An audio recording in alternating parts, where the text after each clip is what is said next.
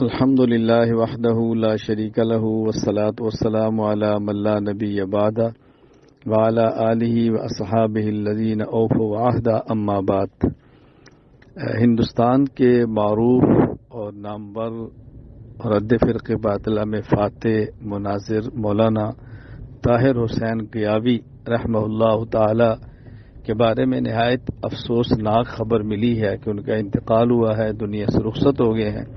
انا للہ و انا الیہ راجعون، انا للہ ما اخذ ولہ ما آتا وکل شیء عنده باجل مسمى۔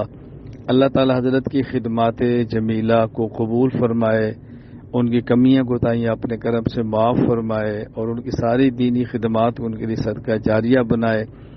دین کے جہاں دیگر شعبے اس میں ایک بہت اہم شعبہ مناظرہ کا ہے، جس میں گفتگو بھی کرنی پڑتی ہے، دلائل دینے بھی پڑتے ہیں، باطل کے دلائل کے جوابات بھی دینے پڑتے ہیں، اور بہت زیادہ پروپیگنڈا منفی ہوتا ہے، اس کا سامنا بھی کرنا پڑتا ہے۔ مولانا طاہر حسین گیاوی رحمہ اللہ اس میدان میں ایک نمایاں حیثیت رکھتے تھے، اللہ ان کی خدمات قبول فرمائے، اور اللہ تعالیٰ سے میں دعا بھی کرتا ہوں کہ جو حضرات اس میدان میں لگے ہیں اللہ تعالیٰ ان کی عافیت فرمائے، اللہ تعالیٰ حفاظت فرمائے۔